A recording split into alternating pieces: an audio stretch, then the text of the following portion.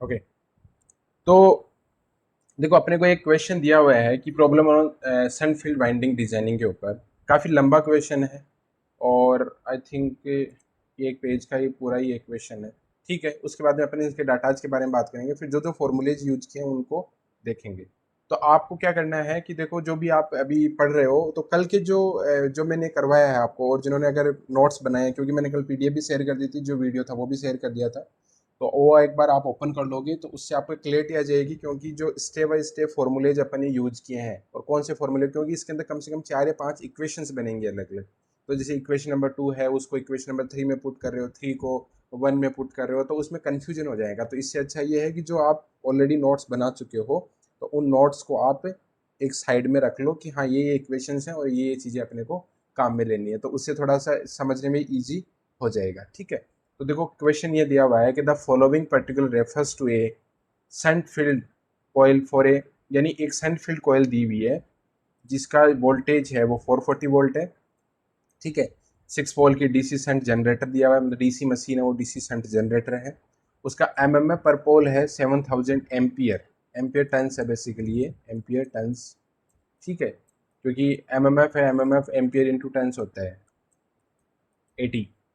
और जो depth of winding है वो 50 दे रखी है आपको, millimetre, 50 millimetre. Length of inner जो टर्न है, जो अपन ने कल एक डायग्राम बनाया था जिसके अंदर एक इनर था एक आउटर था, अगर आप, मैं क्यूब तो नहीं बना रहा हूँ, लेकिन ये जैसे आपकी इनर लेंथ थी ये वाली, और ये आपकी आउटर लेंथ थी, और ये आपकी इनर लेंथ थी, ये वाली आपकी इनर लेंथ थी। ठीक है, तो जो लेंथ ऑफ इनर टर्न है वो है 1.1 मीटर है, और लेंथ ऑफ आउटर टर्न है वो 1.4 मीटर है। ठीक है, और उसके अलावा उसने एक चीज़ और दी है, वो है loss radiated from outer surface, मतलब जो लॉस है ना, क्योंकि देखो कोई भी फील्ड वाइंडिंग के अंदर जब करंट जाएगी तो उसके अंदर एक कॉपर लॉसेज होंगे।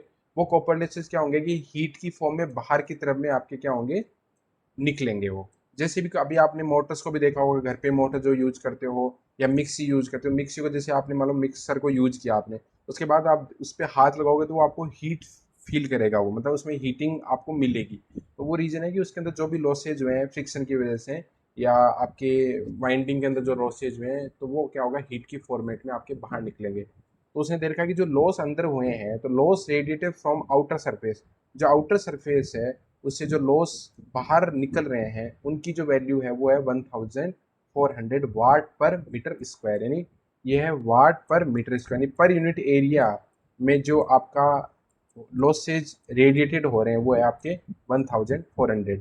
कुछ डाटा दिए हुए, ये सब काम आएंगे अभी ना, अभी जब अपन सॉल्व करेंगे तो सारी चीज़ें क्लियर हो जाएगी। इसके अलावा उसने दिया हुआ है कि स्पेस फैक्टर है, जिसे अपने कल कॉपर स्पेस फैक्टर की बात की थी, वो आपकी 0.62 दिया हुआ है। उसकी जो रेजिस्टिविटी है मटेरियल की वो 0.02 दी हुई है। अब ये तो अपने को डाटा दे रखे हैं, अब अपने को कैलकुलेट क्या क्या करना है कि यू हैव टू कर कैलकुलेट। रहा है कि वो ज्वाइन हो नहीं, सलमान खान फोन कर रहा है कि वो ज्वाइन हो नहीं रहा। Okay okay okay, just 1 second.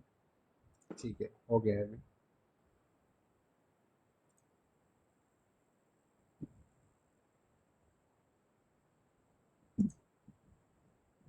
Okay, हाँ, तो इसके अंदर आपको कैलकुलेट क्या करना है, एक तो डायमीटर करना है। ठीक है,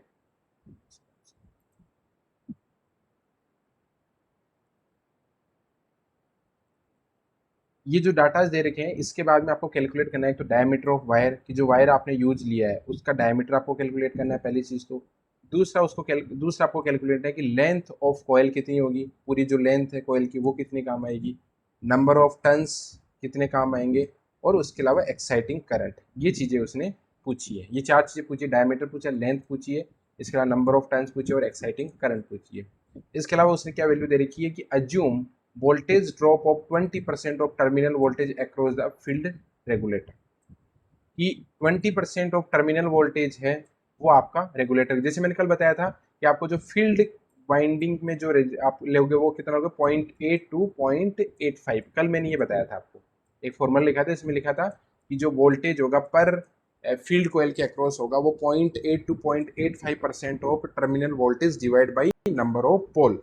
तो यहाँ पे बोला कि 20% ऑफ टर्मिनल वोल्टेज ड्रॉप हो गया, मतलब अगर 100 वोल्ट है तो जो आर्मी फील्ड वाइंडिंग है वहाँ पे वोल्टेज कितना पहुँच रहा है आपका 80 वोल्ट ही पहुँच रहा है, तो 20% का ड्रॉप हो गया, नॉर्मल सी बात है। अगर 200 वोल्ट होगा तो कितना होगा 160, 20% ऑफ 200 कितना हो गया आपका 160 वोल्टेज। तो उसने देखा कि 20% of terminal voltage across the field regulator. Field regulator का मतलब फील्ड रेजिस्टेंस की बात कर रहा है या फील्ड वाइंडिंग की बात कर रहा है, ठीक है। तो ये तो कुछ डाटाज दिए हुए हैं और उसके बाद में ये चीज़ें उसने पूछी है। तो अपन एक बार इसको मैथमेटिकल फॉर्मेट में लिख लेते हैं कि कौन कौन से अपने डाटा गिवन है। तो देखो वोल्टेज दिया हुआ है उसने 440 वोल्ट दिया हुआ है, नंबर ऑफ पोल उसने 6 दे रखे हैं, एमएमएफ पर पोल मैग्नेटो मोटिव फोर्स दिया हुआ 7000 एम्पियर टन दिया हुआ है, एम्पियर टन 80, ठीक है, एम्पियर टन दिया हुआ है। इसके अलावा उसने जो डेप्थ ऑफ वाइंडिंग दे रखी है वो 50 mm, 50 mm, ये 56 नहीं है 50 mm है, ठीक है। इसके अलावा जो इनर लेंथ है वो दे रखी है 1.1 मीटर और आउटर लेंथ दे रखी है वो 1.4 मीटर दे रखी है। इसके अलावा उसने जो डाटा दे रखा है वो दे रखा है loss radiated from outer surface है 1400 वाट पर मीटर स्क्वायर। ये मैं मतलब मैथमेटिकली फॉर्मूले में लिख रहा हूँ, मैथमेटिकली फॉर्मेट में लिख रहा हूँ कि जो अपने को थ्योरेटिकली फॉर्मेट में दे रखे हैं। इसके अलावा उसने जो दिया हुआ है कि स्पेस फैक्टर है वो आपका कितना है 0.62, इसके अलावा रो है वो 0.02 है। अब ये चीज़ें अपने को फाइंड आउट करनी है। एक तो फाइंड आउट करनी है कि डी डायमीटर, ठीक है, इसके बाद length of coil, number of turns और एक्साइटिंग करंट, ये सब चीज़ें अपने को फाइंड आउट करनी है। और लास्ट में उसने जो डाटा दे रखा है वो है 20% ड्रॉप ऑफ अक्रॉस फील्ड। तो ये तो कुछ डाटा दिए हुए हैं जिसको अपने मैथमेटिकली फॉर्मेट में लिख लिया है। अब इसके सॉल्यूशन की अपन बात करते हैं। तो देखो सबसे पहले अपन क्या निकालते हैं कि जो सेंट फील्ड वाइंडिंग है उसके अक्रॉस वोल्टेज आपका कितना है। कल मैंने आपको ये फॉर्मूला लिखाया था कि ई एफ इक्वल टू होता है 0.8 to 0.85 voltage divide by P. लेकिन यहाँ पे ये बोल रहा है कि फील्ड रेगुलेटर या फील्ड वाइंडिंग के अक्रॉस जो वोल्टेज आपको मिल रहा है वो टर्मिनल वोल्टेज का 20% लेस मिल रहा है, ठीक है, या 20% का ड्रॉप हो जाता है, मतलब 80% पहुंच रहा है। तो अपने 0.85 से 0.85 के बीच में 0.8 से 0.85 के बीच में अपने वाइल वैल्यू क्या ले ली 0.8, क्योंकि 100 का 80% कितना होगा 0.8 या 1 का 0.8 हो गया। तो 0.8 इंटू 440 टर्मिनल वोल्टेज दे रखे, नंबर ऑफ पोल उसने 6 दे रखे हैं अपने को। तो जो ई एफ है मतलब फील्ड वाइंडिंग के अक्रॉस, ईस्ट फील्ड वाइंडिंग के अक्रॉस जो वोल्टेज आ गया वो आ गया 58.67 वोल्ट। या आप अपनी कैलकुलेटर से भी कैलकुलेट कर लेना जब एक बार लेक्चर कंप्लीट हो जाए उसके बाद में क्रॉस चेक कर लेना कि वेदर जो चीज़ें आ रही है वो सही आ रही है नहीं आ रही है कैलकुलेशन, ठीक है। तो ये तो अपना वोल्टेज हो गया। वोल्टेज अपने कैलकुलेट के लिए पहली अपनी चीज़ कंप्लीट होगी। उसके बाद में अपने को एल निकालना है कि मेन टर्न है उसकी लेंथ कितनी है। कल मैंने ये फॉर्मूला लिखा था L M T equal to L naught plus L I divide by 2। तो एल नोट और एल आई की वैल्यू अपने को गिवन है, एल नोट की गिवन है, एल आई गिवन है, डिवाइड बाई 2 किया तो यह आ जाएगा 1.25 मीटर, ठीक है। मीटर में दिया हुआ है तो एल एम टी है उसकी वैल्यू आ जाएगी 1.25 मीटर, ठीक है। उसके बाद में आपको पता है कि जो एम एम एफ होता है वो एम एम एफ होता है कि नंबर ऑफ टन्स कितने हैं, नंबर ऑफ टन्स कितने हैं और मल्टीप्लाई बाई द करंट। तो देखो ये करंट मेरी है आई एफ, फील्ड के अंदर जो करंट है वो मेरी आई एफ है, और जो टी एफ है वो मेरे नंबर ऑफ टन्स है। मेरे को पता नहीं है कितने हैं, ना मेरे को आई एफ पता है अभी, लेकिन मेरे को आई एफ इंटू टी एफ है उसकी वैल्यू दे रखी है, वो है मेरी 7000 एम्पियर टन्स। ये स्टार्टिंग में आप देख सकते हो कि इसने बोला है कि एम एम एफ पर पोल इज 7000 एम्पियर टन्स। जो मैंने यहाँ पे लिखा है कि एम एम एफ पर पोल कितने हैं 7000 एम्पियर टन्स भी आएगा, यहाँ पे एम्पियर नहीं आएगा, एम्पियर टन्स भी आएगा, ये बाई मिस्टेकली मेरे से रह गया। तो ये एम्पियर टन्स, ठीक है। तो I F into T F equal to A T F equal to 7000 ampere turns आपके ये निकल के आ गए। तो ये अपने को कुछ वैल्यूज हैं जो अपन ने निकाल ली, मतलब एक एल एम टी निकाल लिया, फिर अपने एम्पियर टन्स, ये सारी वैल्यूज काम आएंगी आगे। कल मैंने फिर फॉर्मूला एक लिखवाया था आपको R F equal to rho L M T T F into A F, यानी फील्ड वाइंडिंग का जो रेजिस्टेंस है उसकी जो वैल्यू है वो होती है rho resistivity, L M T mean turns की लेंथ होती है, टी एफ क्या है number of total number of turns, और ए एफ आपका क्रॉस सेक्शन एरिया फील्ड का। उसकी जो वैल्यू थी वो किसके बराबर थी E F upon I F. सही बात है नॉर्मल सी, क्योंकि रेजिस्टेंस इक्वल टू क्या होता है, रेजिस्टेंस इक्वल टू है वोल्टेज डिवाइड बाई करंट। ये मैंने कल डेरिवेशन में बताया था आपको ई एफ अपॉन आर। तो फाइनली जो वैल्यू निकल के आई थी अपनी कि जो फील्ड वाइंडिंग है उसका जो क्रॉस सेक्शन एरिया है वो आएगा rho L M T T F I F upon E F. इन दोनों को अपने जब सॉल्व किया तो ये कल मैं बता चुका हूँ आपको। तो यहाँ से मैंने क्या किया, इसको वापस रीअरेंज किया अगले वाले के अंदर। तो ये देखो, ये टी एफ इंटू आई एफ है, इसको मैंने पहले लिख दिया यहाँ पे। तो ये आई एफ इंटू टी एफ ये आ गया, और ये दो वैल्यू है इनको मैंने यहाँ पे लिख दिया। और ई एफ अभी निकाला था अपने, कितनी वैल्यू आई थी, 58.67, ये वैल्यू अपनी आई भी थी अभी। तो I F into A F T F है, ये क्या है, आई क्या है आपकी एम्पियर, इसकी यूनिट क्या होगी एम्पियर, और टी एफ की यूनिट क्या होगी आपकी, टी एफ की यूनिट होगी आपकी टन्स। तो 80 है, 80 की वैल्यू दे रखी है, कितनी दे रखी है आपको 7000, यानी इसको लिख दिया मैंने ampere turns. Rho L M T again वापस आ गया, और ये 58.67 आ गया। तो ए टी एफ है, इसकी वैल्यू 7000 लिख दी अपन ने। रो की वैल्यू उसने गिवन है, कितनी देर की है 0.02, यानी जो मटेरियल यूज कर रहे हो उसकी जो रेजिस्टिविटी है 0.02 अपने को गिवन है। इसके अलावा एल एम टी अभी आपने कैलकुलेट किया है, एल एम टी कैलकुलेट किया है, ये एल एम टी क्या है, L I plus L note, L I plus L note divide by 2। तो किस क्या वैल्यू आई 1.25, ये 1.25 वैल्यू एल एम टी की जगह पुट कर दी, और 58.67 तो अपने को ई एफ पता ही है। जब आपने ये सारी वैल्यूज आपको पता है और जब ये कैलकुलेशन की तो आप कैलकुलेट कर लेना, it will get A F equal to 2.96 mm square, 2.96 तो 2.98 mm स्क्वायर, यानी मिलीमीटर स्क्वायर आपका एरिया आ जाएगा क्रॉस सेक्शन। अब आपको पता होता है कि कोई भी, क्योंकि आपका जो वाइंडिंग होगी that will be in the circular nature, तो सर्कुलर नेचर है तो उसका एरिया होता है वो क्या होता है पाई आर स्क्वायर। कोई भी सर्कुलर मतलब कोई सर्किल है उसका जो एरिया होता है वो क्या होता है पाई आर स्क्वायर। और डी इक्वल टू क्या होता है आपका आर बाई टू, ये तो बहुत बार अपन यूज करते हैं। D sorry R equal to क्या होता है डी बाई टू, डायमीटर का half, that will be your radius.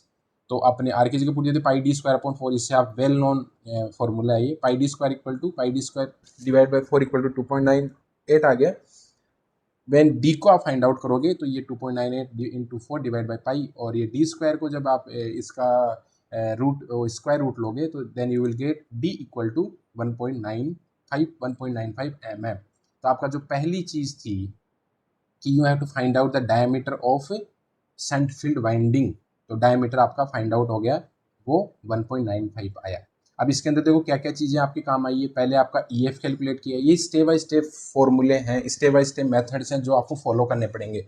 और उन्हीं को देखो, एग्जाम के अंदर कोई जरूरी नहीं है कि ये जो क्वेश्चन मैंने दिया ऐसा का ऐसा है, इसमें से कुछ वो प्लस माइनस कुछ कर सकता है और डाटा दे सकता है, इसमें से कुछ एलिमिनेट कर सकता है, बट प्रोटोटाइप आपका यही रहेगा। मतलब इसी तरीके से आपको करना है कि सबसे पहले आप ये कैलकुलेट करोगे voltage, then L M T calculate किया, कहाँ कहाँ एल एम टी वो डायरेक्टली दे देगा तो आपको कैलकुलेट करने की ज़रूरत नहीं है। फिर एम्पियर टन्स आपने कैलकुलेट किए, फिर आपने रेजिस्टेंस कैलकुलेट किया, ए एफ कैलकुलेट किया, और ए एफ कैलकुलेट के बाद में आपने डी कैलकुलेट किया, डायमीटर कैलकुलेट। ठीक है, तो ये तो आपका डायमीटर का कॉन्सेप्ट हुआ है। मतलब अब तो पहले जो चीज़ थी कि अपने जहाँ बात की थी डायमीटर अपने को मिल गया, ये जो अपने क्या क्या चीज़ें अननोन थी ये वाली, तो इसमें अननोन थी, अपने को डायमीटर कैलकुलेट कर लिया। अब अपने को कैलकुलेट करना है लेंथ ऑफ कॉइल और number of turns and exciting current. अब इन तीन के लिए अपने को क्या क्या स्टेप करने पड़ेंगे वो अपन देखते हैं। तो देखो, कल फिर एक और फॉर्मूला मैंने बताया था कि जो टोटल अवेलेबल एरिया है फॉर फील्ड वाइंडिंग है वो क्या है, H F into D F into S F.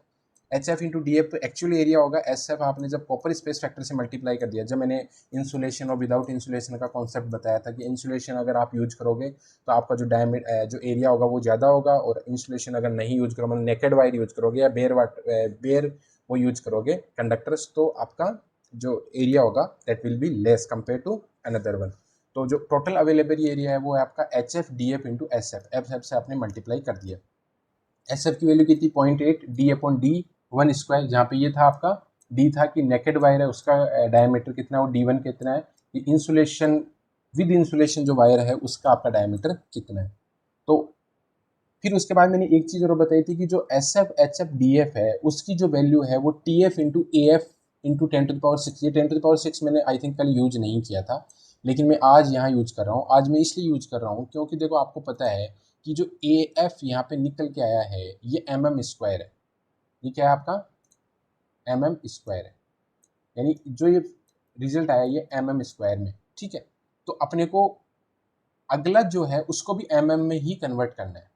तो जब मान लो कि सपोज करो कि मेरा एरिया एक्स है, फॉर एग्जांपल मेरा एरिया है वो एक्स मीटर स्क्वायर है, मैं मान के चलता हूँ कि मेरा एरिया है एक्स मीटर स्क्वायर है। अब मेरे को इसको अगर mm स्क्वायर में कंसिडर करना, मैं क्या करूँगा, x into 10 to the power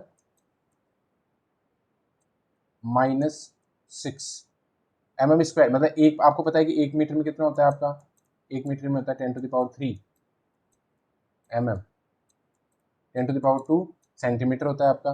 तो उस तरीके से इसको मैंने जब mm में कन्वर्ट करूंगा, मैं मीटर को mm में कन्वर्ट करूंगा तो 10 टू द पावर -6 से इसको क्या कर दूंगा, मैं मल्टीप्लाई कर, ठीक है, या mm को मैं मीटर में कन्वर्ट करूंगा, 10 टू द पावर -6 से मल्टीप्लाई कर दूंगा, ठीक है।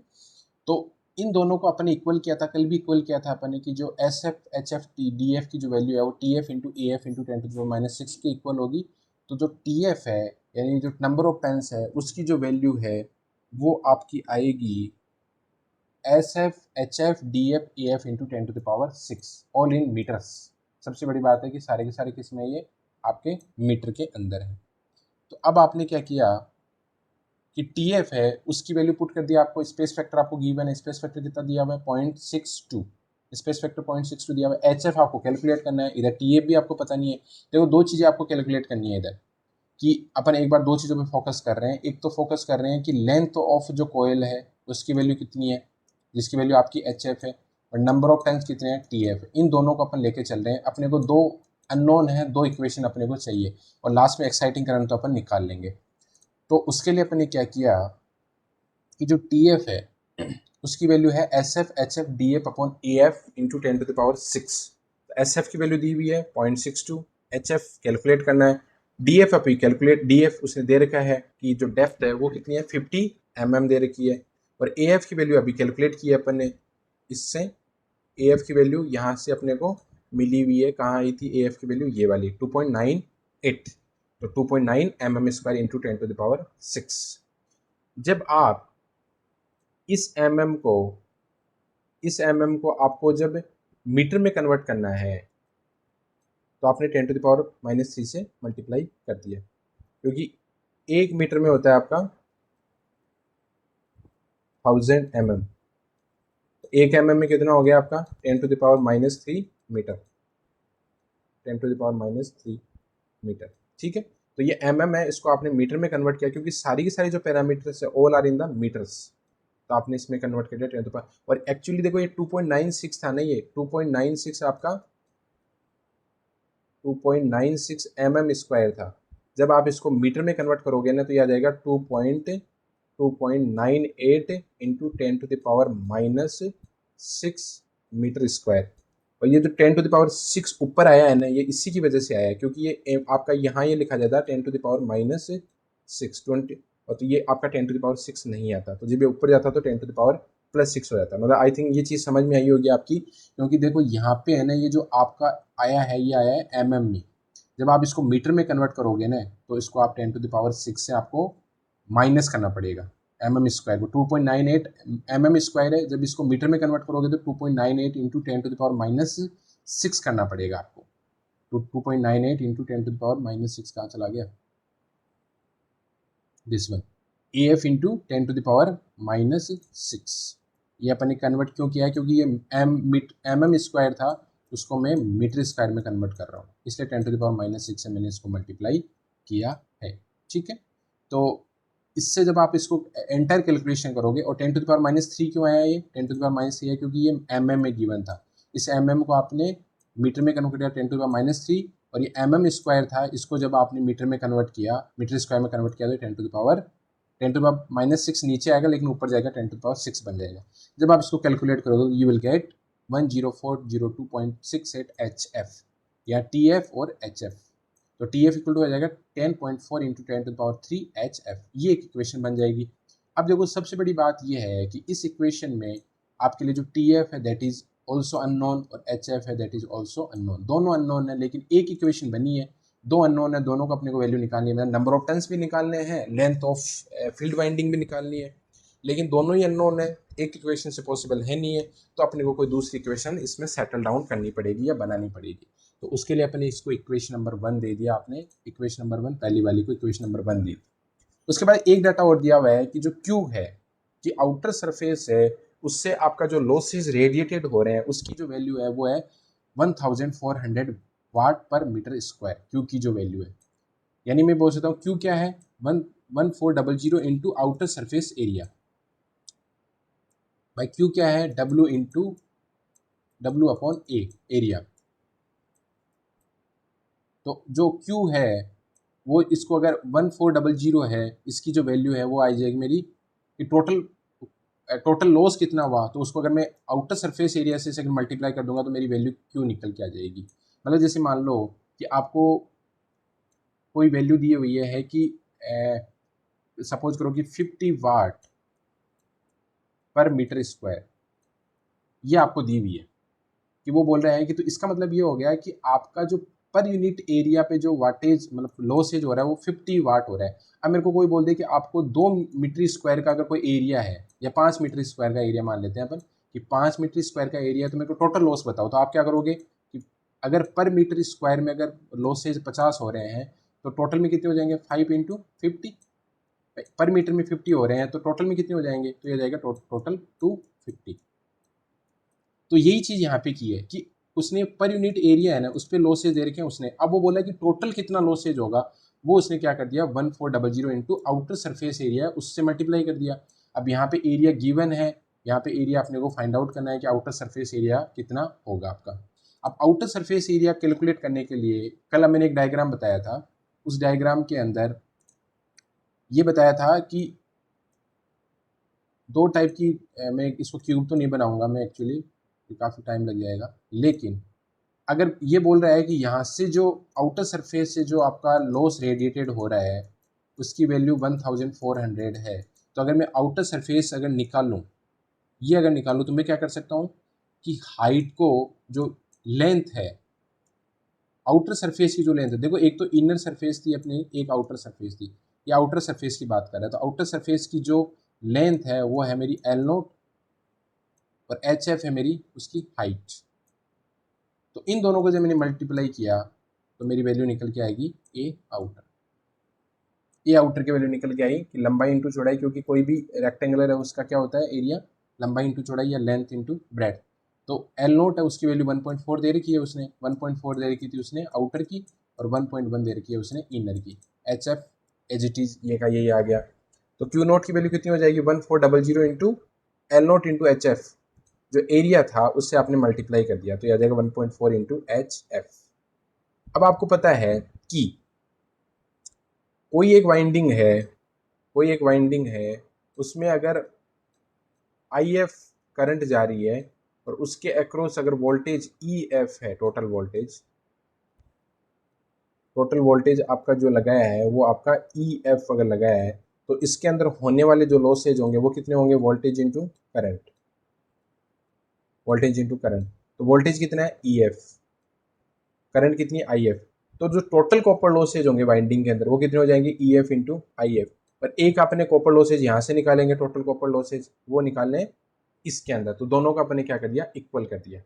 तो from equation 2 and 3, equation 2 and 3, equation 2 और 3 दोनों आपस में बराबर हैं, तो इक्वेशन 2 और 3 अगर दोनों बराबर है तो ई एफ इंटू आई एफ की जो वैल्यू है वो किसके बराबर आ जाएगी आपकी इसके बराबर, E F I F equal to 1400 into 1.4 into H F. जब आप इसको कैलकुलेट करोगे तो इसकी जो वैल्यू आएगी, अब आपको पता है कि जो ई एफ की वैल्यू अपने फाइंड आउट पहले ही कर ली थी वो आएगी 58.67, आई एफ वैल्यू पुट कर दी 1400 1.4 इंटू एच एफ। तो आई एफ है in terms of H F क्या आ जाएगा आपका दिस वन, आई एफ की वैल्यू क्या आ गई I F equal to 33.4 into H F. अब मैंने क्या किया कि जो ये इक्वेशन अभी निकाली है H I F equal to 33.4 into H F, इन दोनों को मैंने क्या कर दिया कि दोनों साइड मैंने टी एफ से मल्टीप्लाई कर दिया, मतलब इधर भी टी एफ से मल्टीप्लाई कर दिया और इधर भी टी एफ से मल्टीप्लाई कर दिया। तो टी एफ से मल्टीप्लाई कर दिया तो ये हो गया T F into I F, ये हो जाएगा 33.4 into H F into T F. T F into I F क्या हो जाएगा एम्पियर टन्स, ये आएगा 33.4 H F into T F, और एम्पियर टन्स की वैल्यू कितनी है 7000 और उसकी वैल्यू हो जाएगी 33.4 H F into T F. जब आप कैलकुलेट करोगे तो H F into T F है उसकी जो वैल्यू है वो आ जाएगी आपकी 209.58, यहाँ से कैलकुलेट करने के बाद ये 7000 डिवाइड बाई 33.4 आ जाएगा, उसकी वैल्यू आ जाएगी दिस वन, एच एफ की वैल्यू जाएगी 209.58 अपॉन टी एफ।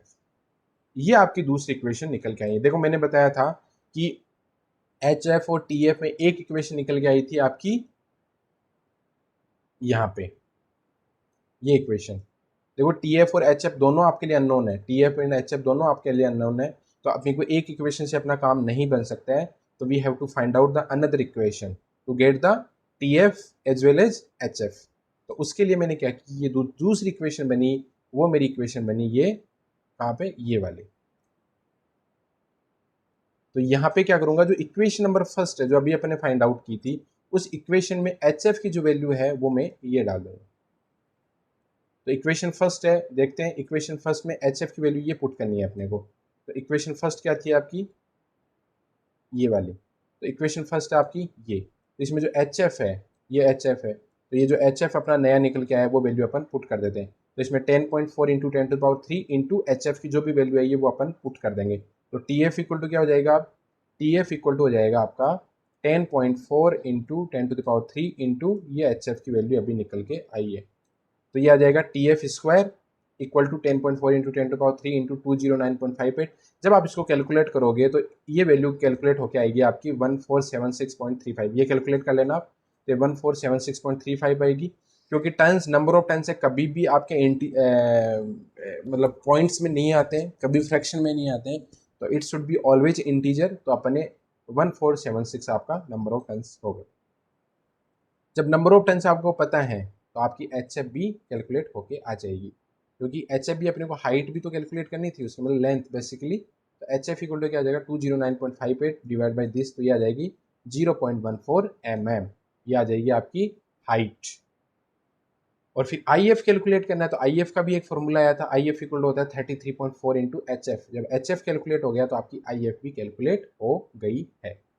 ठीक है, तो टी एफ अपन ने कैलकुलेट कर लिया, टी एफ कैलकुलेट करने के बाद में अपन ने एच एफ कैलकुलेट कर लिया, एच एफ आया ये, और एच एफ कैलकुलेट हो गया तो आपका टी एफ कैलकुलेट आएगा। टी एफ की वैल्यू है 4.67 एम्पियर, 4.67 एम्पियर। ओके, तो इस तरीके से अपन ने ये सोल्व किया था, जिसके अंदर ये चीज़ें अपने को पूछी थी। एक तो पूछा था लेंथ ऑफ कॉइल, मतलब बेसिकली लेंथ क्या है, ये हाइट की बात कर रहा है, ये एच एफ की बात कर रहा है, number of turns T F, और एक्साइटिंग करंट आई एफ और डी। तो सारी चीज़ें अपनी सॉल्व हो गई हैं, डी भी सॉल्व हो गया है, लेंथ भी सॉल्व हो गई है। ये देखो ये तीनों चीज़ें है ना, एक ही फॉर्मूल एक ही मेथड से सॉल्व हुई है, और डी के लिए अपने को अलग प्रोसेस यूज करना पड़ा है। ये तीनों चीज़ें देखो एक ही चीज़ जब सॉल्व हो गई थी, मतलब इसमें से जब टी एफ निकल गया तो एच एफ भी निकल गया था, और एच एफ निकल गया तो आई एफ भी निकल गया था। लेकिन डेप्थ ऑफ फील्ड वाइंडिंग है, उसको फाइंड आउट करने के लिए आपको अनदर मेथड यूज करना पड़ेगा, जिसके अंदर रेजिस्टेंस और ये वाला जो फॉर्मूला है दिस वन, ये जो फॉर्मूला है ये आपको यूज करना पड़ेगा। तो आई थिंक ये चीज़ समझ में आई होगी आपको कि कैसे हमने ये क्वेश्चन किया है। तो इस टाइप से आपके क्वेश्चन वो पूछ सकता है। अब ये तो देखो बहुत मैंने बड़े क्वेश्चन बता दिए, एक ही क्वेश्चन में एंटायर जो सन फील्ड वाइंडिंग है उसकी डिजाइनिंग मैंने बता दी है, लेकिन ये क्वेश्चन आपका 5-6 मार्क्स में आ सकता है। तो हो सकता है कि वो इसमें से कोई एक ही चीज़ पूछ ले, मतलब ओनली आपको डायमीटर ही पूछ ले, वो ओनली डायमीटर पूछ सकता है, ठीक है, लेंथ पूछ सकता है individually only, number of turns पूछ सकता है, ये एक्साइटिंग करंट पूछ सकता है। तो वो मतलब किसी भी टाइप से एग्जामिनर आपको क्वेश्चन पूछ सकता है, लेकिन मैंने आपको कंप्लीट करवा दिया है कि इस टाइप से आपके क्वेश्चन बन सकते हैं। पहली चीज़ तो ये। दूसरी चीज़ है कि जैसे कुछ कुछ डाटाज मैंने बताए हैं कि जिसमें आपको वोल्टेज दे रखा है, ये दे रखी है, एमएमएफ दे रखा है, डीएफ, एलआई, एलओ, उसमें से हो सकता है कि कुछ चीज़ें आपको पूछ ले, कुछ चीज़ें आपको दे दे। जैसे यहाँ पे डीएफ दे रखा है, उसने हो सकता है कि एचएफ की वैल्यू दे दे या डीएफ पूछ ले। तो आपको सारे फॉर्मूलेज पता होने चाहिए कि कैसे उनको अप्लाई करना है, उनके डेरिवेशन आपको पता होने चाहिए। अब अगर कोई भी आपको डाउट है तो आप मेरे को पूछ सकते हो।